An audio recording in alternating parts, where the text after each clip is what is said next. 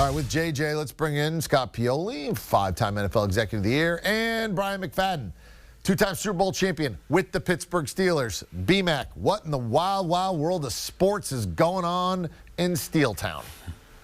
You know what? Monday night, Mike Tomlin has pretty much been automatic. Winning ball games, doing everything he can to make sure his team is dialed in and focused. And tonight, we did not see that group. This team did not look like they were dialed in. They came out lackadaisical. They came out playing sloppy football. And I don't care who it is you're playing against. I don't care how many wins that said team has. If you spot an NFL team 17 points on the road, you're going to struggle, and there's the likelihood of you losing that ball game is extremely likely, and that's what we saw. They came out flat. The more physical team, the team that was imposing their will was Cincinnati. They brought the fight to Pittsburgh. They established the run, a team that could not run the football. They out-hit the Pittsburgh Steelers. They seemed like they were the more hungrier team.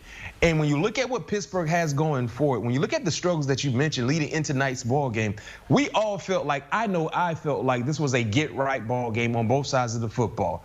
On Monday night, you finally got an extra day to rest. You finally got a team that clearly they're just trying to get through the season, and you allowed a primetime opportunity to slip through your fingers. You could have locked up the division tonight, and now, because you came out flat, you're going to be in a dogfight throughout the rest of the season for the next two ball games.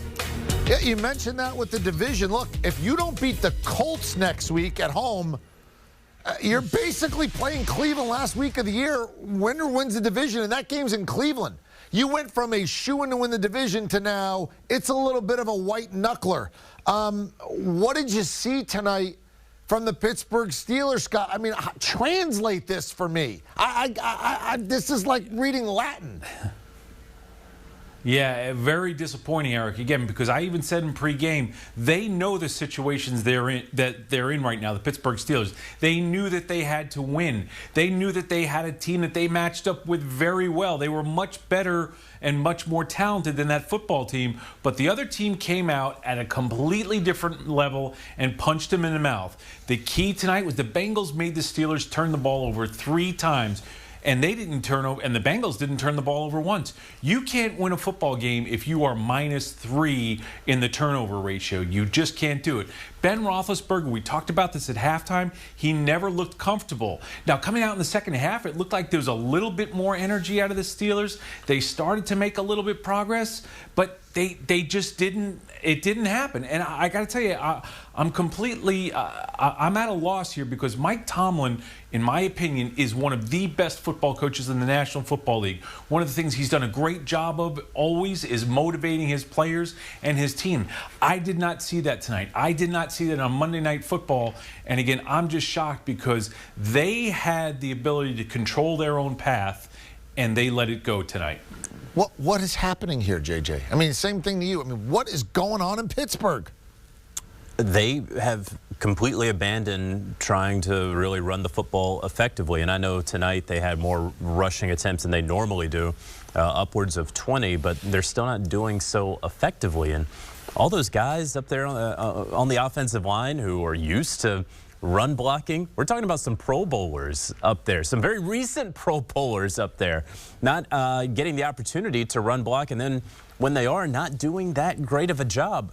I was surprised that Jalen Samuels only had 1 rush attempt tonight. They obviously went with Benny Snell for 18 carries tonight with James Conner out with the quad. I liked that Ben Roethlisberger didn't have 50 pass attempts tonight. He only had 38. So they understood they needed a little bit more balance, and that came in a game where they were trailing for most of the time. So that was a positive, but clearly this offense is just out of sync. And it starts with the quarterback. He had the fumble there. It looked like a good snap. He just didn't hold on to the football. That was an early fumble there to start that drive. And then just making bad throws. This is a guy, when you look at his attempts over 10 yards in the air, he went 1 of 14 tonight for 23 yards and 2 interceptions. You're not going to win football games in January, but a lot of times during the season, if you can't run the ball, number one, and number two, if defenses are not afraid of you pushing the ball down the field. Tonight, and for most of the season, they have not been able to effectively push the ball down the field. And so when the defenses, and BMAC, you know this very well, when the defenses don't have to worry about anything over the tops of their heads and they can just look 15 yards up into the line of scrimmage and say, this is where you live, yeah, okay, we'll live here too. BMAC, you know, my mom said to me when I had kids, she said, whether you're the boss or the parent or the jockey, you got to know when to go to the whip and you got to know when to go to the sugar cubes. And there's a big difference, and you got to get that part of it right. Where do we start fixing the Steelers? Is it we pull Juju in and we go, enough of the damn dancing on logos, everybody in full pads, out there, boom, here we go? Or is it more, remain calm, all is well. You know you're not playing well. I know you're not playing well. We're going to get back to us, and we go to the sugar cubes. What does this team need first? I think they need to toughen up, guys. I think they need to toughen up. Now, will that be, does that mean, you know, Wednesday practices, you know, it's not necessarily full pads, but you got your shoulder pads on your helmet and we're going to bang a little bit. That could, you know, that could result to that. I remember there were a few times when I was playing in Pittsburgh where we were soft on both sides of the football, and Mike Tomlin came out and made Wednesday practice a go-get-it type practice where we brought our helmets, we brought our mouthpieces, because we knew we were going to bang more so than what we've done at that point in time in the season. And I think this is something that we need to see. The more physical ball club was the Cincinnati Bengals. They ran for 152 yards, right? With backup running backs, with the offensive line that has been bad, offensive line that they have not been able to set the tone at the line of scrimmage. Pittsburgh as a team ran for under 100 yards, 86 to be exact. So they lost the battle in the trenches. They were not the more physical team, and because of that, they got behind the 8 ball. So me personally, you can talk about playing 3 games in 12 days, which is a tough outing for any ball club. You could talk about having the injuries and trying to fight through that. But the NFL is a no-excuse business. They don't care anything about what you're going through. Other teams, they applaud the issues that you have. Your job is to make sure that you deliver the baby. No one cares about the labor pains. You're supposed to deliver the baby, and right now, they're not delivering the baby. I think they're more so worried and concerned about the labor pains. Scott, we know about the offensive struggles. 4 straight games don't get to 20 points. We can look up the stats and the numbers. It's a fantasy football world. We can see they're not running the ball. But on defense, they just give up 24 points to a team that had averaged or scored 40 points in the last 4 games. Ryan Finley at quarterback. Right, and I know he didn't throw for a ton of yards, but they did give up yards and they did get run on. Is the problem also on defense? And if so, what is the problem with the defense now? Eric, absolutely. The problem tonight and the last couple of weeks has been defense. And it looks like a different defense since Bud Dupree is gone. Here's the thing. They did not cause or force 1 turnover tonight. Again, we talked earlier about Pittsburgh turning it over 3 times. Pittsburgh didn't create any turnovers, and that's not Pittsburgh Steelers defense. And again, even when they haven't been the great and rare Pittsburgh Steelers defense, those other times, they created turnovers. They got the ball. They put their offense in a position to win and score points.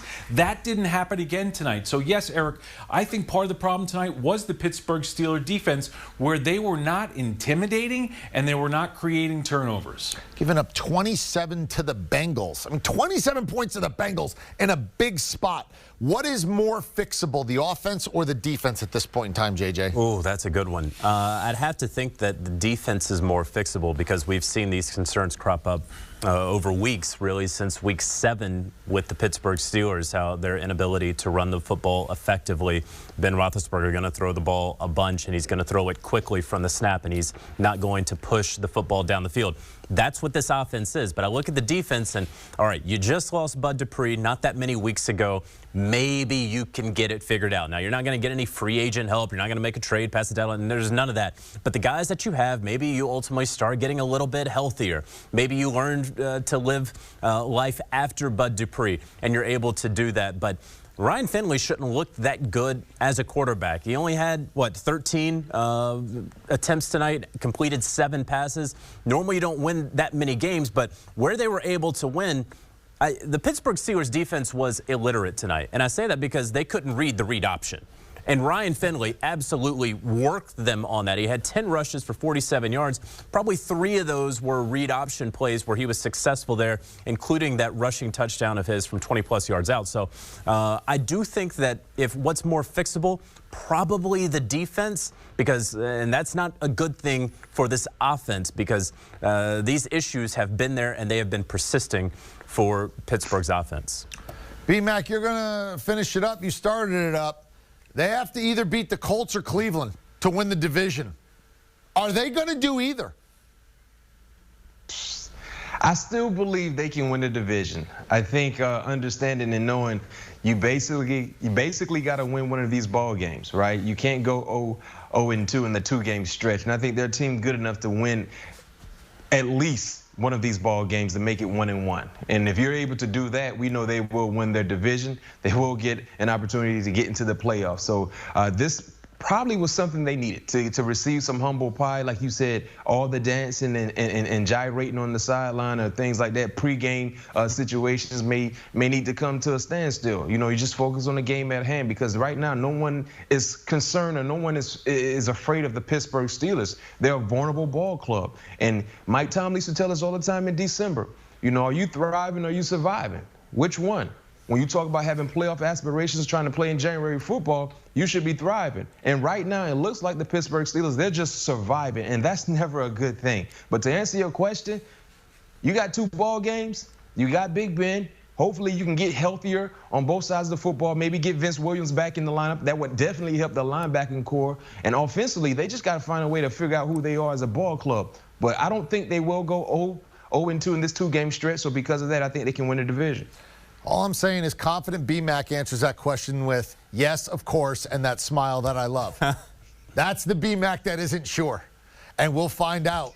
They ain't thriving or surviving. They just got to win one. I know, but they just got to win one. All we need is one pin, Rodney. Very well done, everybody. Scott Pioli, Brian McFadden, JJ, there you go. And you want more B-Mac? You want to find out what he thinks of the Steelers? Well, you got to check out the podcast. He and Patrick Peterson, you know the Steelers will be a topic of conversation on all things covered. You download, you subscribe, you enjoy.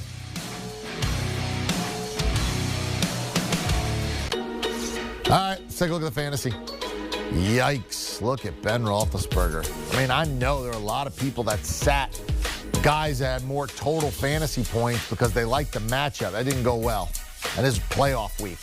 Ryan Finley gave you 2 total touchdowns, but a little couple rushing yards, that's it. Gio Bernard gave you a great mustache right there and 2 touchdowns, which were both in the first half. And Deontay Johnson hobbled. Oh, by the way, his prop for yards started was like 61.5, went up to 65.5, ended at 59. JJ said it'd be close, but his all-on-the-line pick was under, which cashed for you.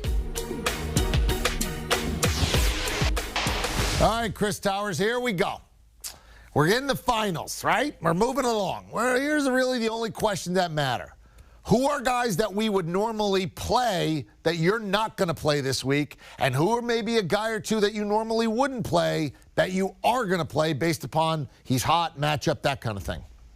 Yeah, I'm working on a piece for tomorrow morning's Fantasy Football Today newsletter, and it's about who's in the circle of trust and who's out for Week 16, and Russell Wilson is out. I'm not saying you definitely have to sit Russell Wilson, but the way he's played lately, it's been a lot of turnovers. It hasn't been as many passing touchdowns. And frankly, the Seahawks haven't been throwing the ball as much as they were early in the season. I think he's probably in the 12 to 15 range of quarterback. And there are definitely guys who are out there on waivers. I think Baker Mayfield and especially Jalen Hurts, if he's still out there. I texted Jamie Eisenberg for his top waiver wire priorities for tomorrow's column just now. And the first 5 responses were just Jalen Hurts in all caps. I think that kind of sums up where we're at with him. If you can get Jalen Hurts, you're starting him over Russell Wilson for sure this week. There you go. I love your meet the parents. That's what I think of a circle of trust. Once you're out, Greg, you're out. Simple as that. There you go. Chris Towers getting it done for you as always. And you can check out Chris, rest of the gang, and Roy G. Bivens and Fantasy Football Today in 5. There you go. Part of our great family of CBS Sports podcasts. You download, you subscribe, you enjoy.